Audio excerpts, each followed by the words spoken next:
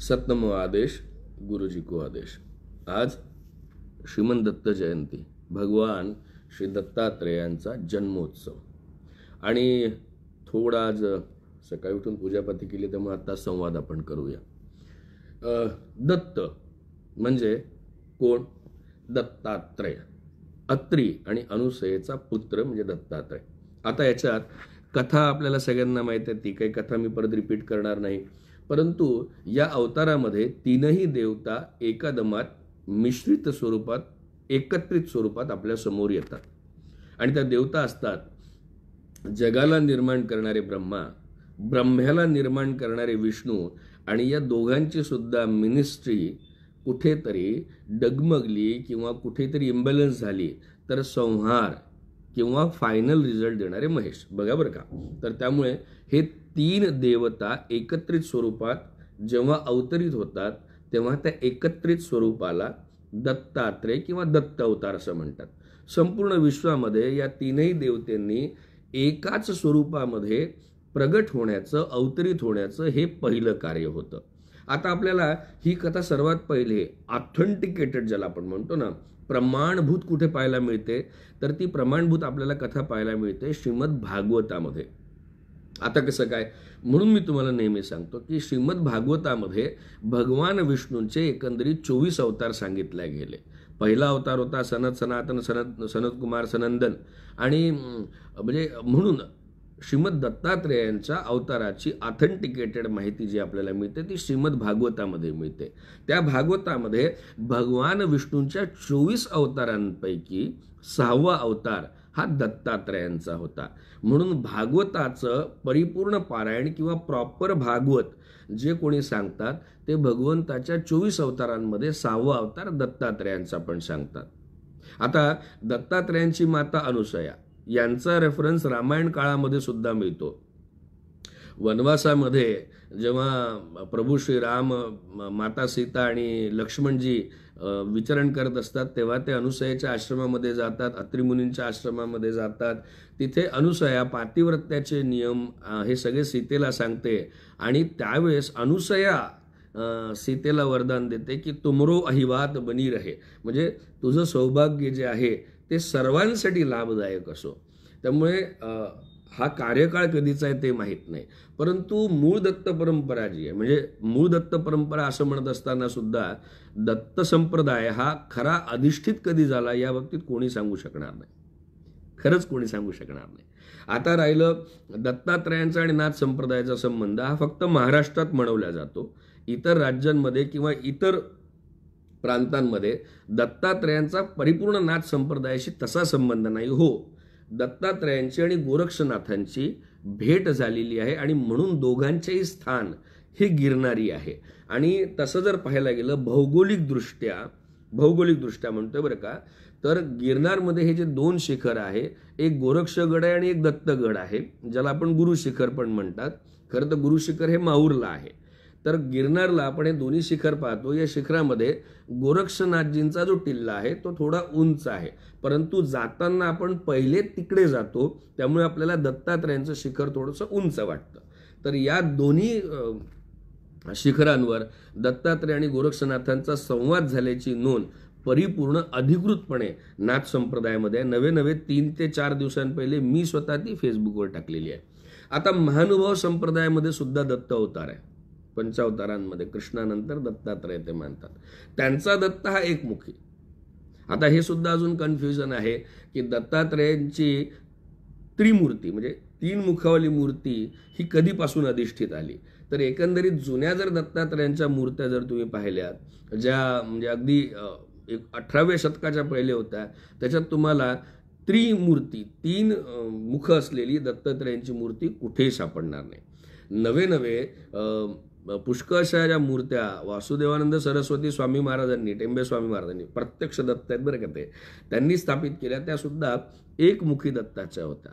परंतु प्रोजेक्शनमध्ये हे ब्रह्मा, विष्णू आणि महेश्वर आहे असं दाखवत लोकपरंपरेमध्ये, म्हणजे परत सांगतो, महानुभाव संप्रदायातले दत्त वेगळे, चैतन्य संप्रदायातले दत्त वेगळे, वाडी, गाणगापूर, औदुंबर, गुरुचरित्रातले कारंजा नृसिंह सरस्वतीचे दत्त पुनश्च एकदा वेगळे आणि एक लोकपरंपरेतला सुद्धा दत्त आहे, जे कुठल्याही पर्टिक्युलर संप्रदायाला त्याच्या नियमांना जरी त्यांना माहीत असले नसले तरी ते दत्ताची पूजा करतात. ज्यांना कुठलाही नियम लागू नाही ते लोकपरंपरेमध्ये त्या दत्ताचा पूजन करतात. आता असं सुद्धा म्हणलं जातं की त्रिमुखी दत्त आणि एकमुखी दत्तामध्ये एकमुखी दत्ताची मूर्ती ही प्रचंड पॉवरफुल आहे, असं काही नसतं. मूर्त्या पहा बरं का, मूर्त्या ह्या म्हणजे सगुणाचं प्रतीक आहे. जेव्हा तुम्ही पूजा करायला जाता तेव्हा तुम्हाला कुठेतरी एक प्रोजेक्शन पाहिजे की देव कसा आहे, किंवा तुम्हाला ध्यान लावायसाठी तुमचं लक्ष लागायसाठी ते लक्षण समोर दिसायला पाहिजे, म्हणून मूर्तीची योजना केली असते. मग आता त्याच्यामध्ये एकमुखी दत्त पॉवरफुल आहे आणि त्रिमुखी दत्त पॉवरफुल नाही असं काही नाही. खरं तर पॉवरफुल तुमची कॉन्शियसनेस, धारणा, भाव असला पाहिजे. तो जर पॉवरफुल असला ना तर त्या मूर्तीमध्ये प्रत्यक्ष सत्व स्वतःहून चालून येतं बरं का. कारण की भावे विण देव न कळे निसंदेह असं म्हटलं जातं. तर एकंदरीत आपण 4 प्रकारचे दत्त पाहिले. आता यामध्ये अजून एक सांगतो की दत्त संप्रदायाची प्रचलितता ही खरी गुरुचरित्रापासून सुरू झाली. म्हणजे मूळ दत्तात्रयांचा अवतार जो आहे तो आजही कोल्हापूरला भिक्षा घेतो, माहूरला झोपायला जातात म्हणून. आणि हे पण लक्षात घ्या बरं का परत की माहूरला जे गुरुशिखर आहे ते उदासी संप्रदायाच्या हाताखाली, आखाड्याच्या दशनामी आखाड्यांच्या हाताखाली आहे. तिथे दत्तात्रय अजूनही झोपायला येतात अशी मान्यता, नवे नवे आमचा सगळ्यांचा विश्वास आहे. आणि हो, दत्तात्रयांचा एक स्वभाव, कुठलाही पंथ असो, कुठलाही संप्रदाय असो, कुठलाही मार्ग असो, एक गोष्ट तर सर्व मान्य करतात की स्मर्तुगामी सभक्ता पहिलं लक्षण, आणि दुसरं स्मरण मात्र संतुष्टाय. हे 2 लक्षण सगळे संप्रदाय एकमताने मान्य करतात दत्तात्रयांच्या स्वभावामध्ये. पहिलं कुठलं? स्मर्तुगामी म्हणजे ज्यांनी कोणी ध्यान केलं, ज्यांनी कोणी त्यांना बोलवलं, ज्यांनी कोणी त्यांचा विचार केला, ज्यांनी कोणी त्यांचं धारणा केली, दत्तात्रय स्वामी महाराज त्या त्या भक्ताकडे तात्काळ पोचतात. त्याला स्मर्तुगामी सभक्तानाम असं म्हणतात. आणि दुसरं त्यांचं एक लक्षण भगवान शंकराशी मिळतं जुळत आहे. आणि म्हणून दत्त संप्रदाय जो आहे ना हा वैष्णव आणि शैव या दोघांचा मिक्स आहे बरं का, एकत्रीकरण आहे. ते कसं की प्रत्यक्ष नारायण विष्णू हा दत्त आहे, ब्रह्मा जो आहे तो चंद्र आहे. ब्रह्मा विष्णू आणि महेश. तर ब्रह्म हा चंद्रलोकी गेला चंद्र बनून. आलं का लक्षात? दत्तात्रयांना 2 भाऊ आहे. पहिला कुठला? जो ब्रह्मा होता ना तो ब्रह्मा चंद्र म्हणून गेला. प्रत्यक्ष विष्णू जो होता तो दत्त म्हणून तुमच्या आणि आमच्याशी आजही संवाद साधतो. सुंदर आहे बरं का, आजही संवाद साधतो. आणि तिसरं जे होतं महेश, हे महेश अवतरण जे आहे हे ऋषी दुर्वासा म्हणून पुढे आपलं कार्य करत गेले. जगातले सर्वात जास्त श्राप देणारे, प्रचंड तपस्या असणारे, प्रत्यक्ष भगवान शंकराचे 24 अवतारांमधले एक दुर्वासा हे दत्तात्रयांचे भाऊ आहे. दत्तात्रयांना एक बहीण पण आहे, त्याच्यावर एक वेगळं सेशन करू आपण, तो भाग वेगळा असो. तर म्हणून गुरुचरित्रामध्ये तुम्हाला भस्म महात्म्य, रुद्र महात्म्य आणि अजून शैव संप्रदायाबद्दल म्हणजे बेलाचं सुद्धा महात्म्य सांगितलेलं आहे. असे तुम्हाला एकत्रीकरण मिळतील. आणि म्हणून दत्त संप्रदायामध्ये भस्माची अनन्य महत्त्वता आहे. हे सिमिलॅरिटी आहे शैवांमध्ये आणि दत्त संप्रदायामध्ये. तर जेव्हा नृसिंह सरस्वती स्वामी महाराजांचा होता, मूळ दत्तात्रय, त्यानंतर श्रीपाद श्री वल्लभ महाराज, त्याच्यानंतर नृसिंह सरस्वती. तर आता या नृसिंह सरस्वती स्वामी महाराजांच्या कार्यकाळानंतर म्हणजे एकंदरीत ज्ञानेश्वरी नंतर जवळपास 150 ते 250 वर्षानंतर गुरुचरित्राचं अवतरण झालं. म्हणजे सायनदेवांनी ते लिहिलं आणि तेव्हापासून ते प्रकाशित झालं. तर नृसिंह सरस्वती यांचा मूळ जन्म जो आहे तो म्हणजे खरं आपल्याला गुरुचरित्र ज्या गुरूंबद्दल बोलतं तो दत्तात्रयांचा द्वितीय अवतार श्री नृसिंह सरस्वती स्वामी महाराज यांचा जन्म विदर्भामध्ये कारंजा, ज्याला लाडाचं कारंजा म्हणतात, तिथे झाला. गुड्यांच्या वाड्यामध्ये अजूनही ती भिंत आहे ज्या भिंतीवर त्यांनी गंधलेपन करून आईला सांगितलं होतं त्यांच्या की कधी माझं स्मरण करायचं जर असेल तर तू तुपाचा दिवा लावून या भिंतीसमोर ठेवावं आणि माझं ध्यान करावं. मी टेली कॉन्फरन्सनी जिथे कुठे असेल तिथे तुला दिसून पडेल. त्यामुळे आईच्या बाबतीत प्रेम कसं असावं हे सुद्धा नरसिंह सरस्वती स्वामी महाराजांच्या चरित्रातून कळतं. असो, कारंजा क्षेत्री जन्म झाला. हे स्थान सुद्धा म्हणजे ऑथेंटिकेटेड आहे हे सांगण्याचं कार्यसुद्धा परमहंस परिव्राजकाचार्य वासुदेवानंद सरस्वती टेंबे स्वामी महाराजांनी केलं. त्यानंतर नृसिंह सरस्वती स्वामी महाराज भ्रमणाला निघाले, काशीला गेले, संन्यास झाला, वापस आले आणि ते वाडीमध्ये म्हणजे औदुंबरमध्ये 1 वर्ष, वाडीमध्ये 12 वर्ष, औदुंबरमध्ये 1 वर्ष, वाडीमध्ये 12 वर्ष आणि गाणगापूरमध्ये 24 वर्ष राहिले. त्यानंतर ते शैलगमनाला गेले. आता या सगळ्या गोष्टींचा उल्लेख का बरं सांगतोय? परत आपण वाडीला जे जातो त्या नृसिंह सरस्वती स्वामी महाराजांच्या मनोहर पादुका असतात. आपण गाणगापूरला ज्या जातो त्या नृसिंह सरस्वती स्वामी महाराजांच्या निर्गुण पादुका असतात. त्यामुळे दत्त संप्रदायामध्ये परत अजून एक पार्ट येतो आणि तो पार्ट होतो एकनाथ महाराजांपायी, शांतीब्रह्म एकनाथ महाराज. आता तसं ज्ञानेश्वर महाराज असतील किंवा इतर कुठलेही वारकरी संप्रदायाचे संत असतील आमचे, त्यांच्या कुठल्याही वचनामध्ये जेव्हा ते त्यांच्या परंपरेचा उल्लेख करतात, नाथ संप्रदायामधून ती परंपरा पुढे आली असं सांगतात, त्यावेळेस कुठेही दत्तात्रयांचा उल्लेख वारकरी संप्रदायाच्या संतांच्या परंपराधिष्ठित ओवीमध्ये सापडत नाही. मग वारकरी संप्रदायामध्ये एकच संत असे होते की जे संमिश्रण होतं, एकत्रीकरण होतं, वारकरी पण, नाथपंथी पण आणि दत्त संप्रदाय पण, आणि त्यांचं नाव आहे शांतीब्रह्म एकनाथ महाराज. आता एकनाथ महाराजांकडे दत्तभक्ती कुठून आली? तर त्यांचे गुरु जनार्दन स्वामी महाराजांकडून. आणि आजही आपण जी आरती म्हणतो ना, दत्त दत्त ऐसे लागले ध्यान, ही सुद्धा एकनाथ महाराजांनी तयार केलेली आरती आहे. आपल्याला लक्षात आलं? त्यामुळे हे अनेकविध भावनांनी प्रगट झालेला हा दत्त संप्रदाय आहे. आणि लोकपरंपरेचा दत्त प्रचंड वेगळा बरं का. लोकपरंपरेचा दत्त हा भस्मानी भूत पळवतो, लोकपरंपरेचा दत्त हा कर्णिकांड पण पळवतो. गमतीचा भाग असा आहे की दाक्षिणात्य भागांमध्ये सुद्धा दत्तात्रयांची किंचित का होईना परंतु पूजा होते. तिथे दत्तात्रयांचं लग्न झालेलं असतं आणि त्या लग्न झालेल्या दत्तात्रयांच्या शक्तीचं, योग शक्तीचं नाव अनघा असतं. नवे काही काळानंतर आम्ही सुद्धा अनघा दत्त लक्ष्मी व्रत करायला सुरुवात केली. आम्ही कुठेतरी मान्य केलं. आता दत्तात्रयांचं लग्न झालं आहे की नाही या वादात पडण्यापेक्षा अनघा ही योग माया आहे, अनघा ही शक्ती आहे प्रत्यक्ष दत्तात्रयांची, एवढी पवित्र भावना ठेवून तिचं सुद्धा पूजन करावं. नवे दत्तात्रयांचं स्मरण करताना आई अनुसूया मातेचं सुद्धा स्मरण करायला आपण विसरू नये. बरोबर. सर्वात महत्वाची गोष्ट, हे सगळं सांगत असताना दत्तात्रयांच्या जन्मकाळाच्या बाबतीत सुद्धा वेगवेगळे 2 मतं आहेत. काही संस्थानं किंवा काही प्रतिष्ठानं, मी नाव घेणार नाही, असं मान्य करतात की दत्तात्रयांचा जन्म हा दुपारच्या भिक्षेच्या वेळेस झालेला आहे. कारण हे जे 3 देव अनुसूयेची परीक्षा घ्यायला आले होते हे भिक्षेच्या वेळेस आले होते, भिक्षावळीच्या वेळेस आले होते. त्यामुळे काही लोकांचं मत आहे की ते दुपारच्या म्हणजे दुसऱ्या प्रहरात, त्यावेळेस घड्याळ नव्हतं. काही लोक उपवासाने म्हणतात 12 वाजता जन्म कसा काय झाला, त्यावेळेस घड्याळ नव्हतं ना. अरे तुझ्या बापाच्या जन्माच्या वेळेस प्रत्येक घरात घड्याळ नव्हतं, मग तुझा बापही काय बिनटाईम पैदा झाला का? सॉरी बरं का, मी नाथपंथी आहे, माझी बोलण्याची पद्धत अशी रोखठोकच आहे. परंतु त्याला कारण असं असतं, द्वितीय प्रहर आम्ही जो म्हटला, त्या द्वितीय प्रहरामध्ये जेव्हा सूर्य डोक्यावर येतो त्या मुहूर्ताचं वर्णन राहतं. म्हणजे कुठलं नक्षत्र होतं, कुठला योग होता, जरी आम्हाला प्रॉपर वेळ माहीत नसली तरी त्यानुसार आम्ही अंदाज लावत असतो. तर आम्ही असा विचार करतो की भिक्षेची वेळ ही दुपारी 11:30 ते 12ची असते. खरं तर त्या काळी जेवणाच्या वेळी ह्या 12 वाजता नव्हत्या.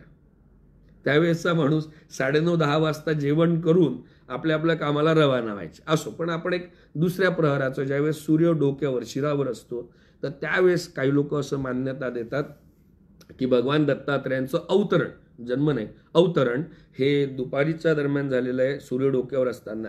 आणि काही एक संस्थान सुप्रतिष्ठित संस्थान दत्तात्रेयांचा जन्म संध्याकाळी मानतं, कारण की त्यांची मान्यता अशी आहे की हे भिक्षेला आल्याबरोबर काही वेळ लागला अनुसया मातेला त्यांच्यासाठी ते सगळी प्रक्रिया करून जेवण द्यायला, आणि संध्याकाळच्या दरम्यान म्हणजे संध्याकाळी एक 4थ्या प्रहरामध्ये 6 वाजताच्या दरम्यान त्यांचं मूळ दत्त स्वरूप प्रगट झालं.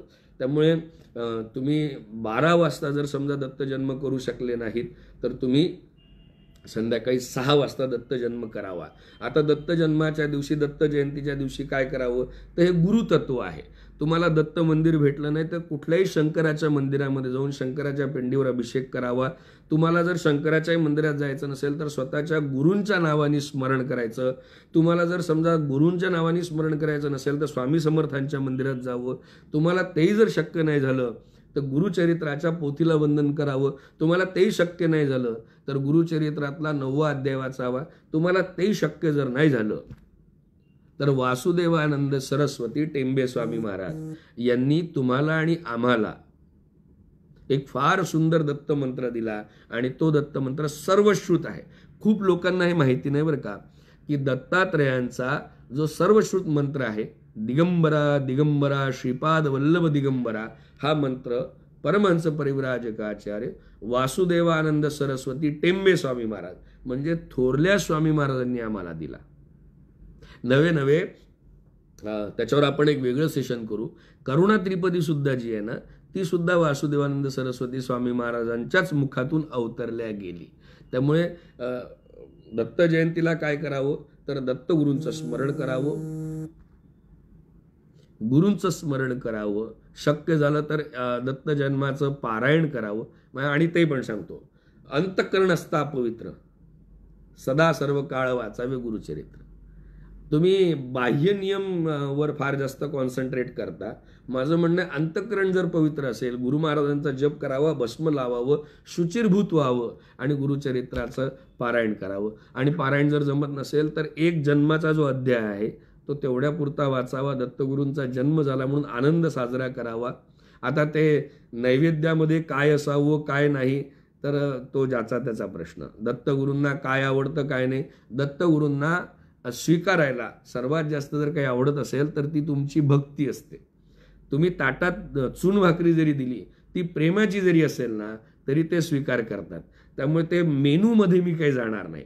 सर्वात महत्त्वाचा मेनू जो आहे तो तुमचा भाव, त्या पायी तर ते अवतारण घेतात ना.